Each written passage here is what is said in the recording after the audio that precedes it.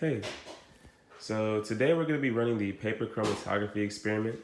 The plants I'll be using are going to be purple heart and sweet gum, both of which I used earlier in activity 2.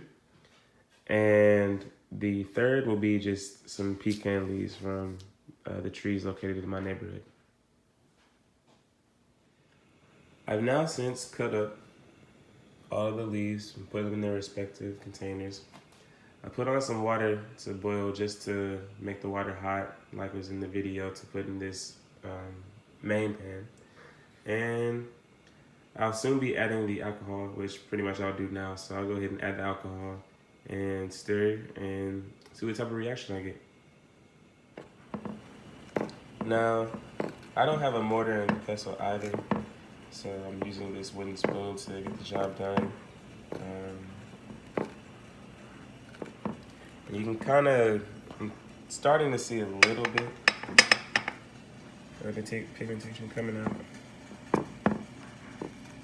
Probably should wash off the spoon just to ensure that I don't mix it into any of the other glasses I have.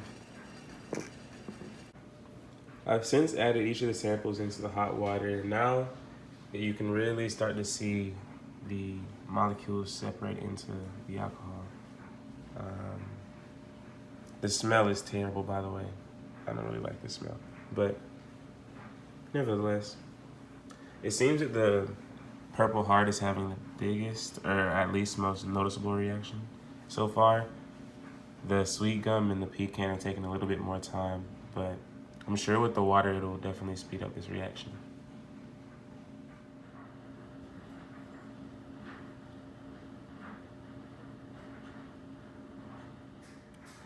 I've now allowed each of the samples to sit for around an hour, and they actually came out pretty well, with the sweet gum being the darkest of all three. Pecan leaf is a little bit lighter than I thought it would come out to be, but I guess that's okay. So now I'll cut up the coffee strips and allow the rest of the experiment to run. I've now placed the coffee filters into each of the 3 samples, and we'll give it a few minutes just to see how well the molecules in each of the 3 substances separate onto the coffee filter. So at this point, about 30 minutes has elapsed. You can see the anthocyanins and the chlorophyll coming in behind it from the purple heart here.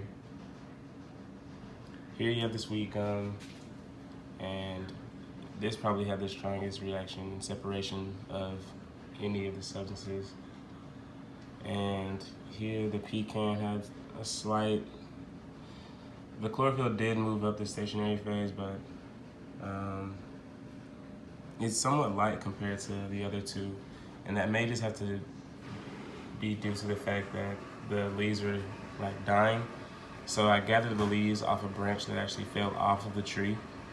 And I'm not sure how much of a role that may have played and why it didn't separate as much as the other, but yeah. I'd say this experiment ran pretty well.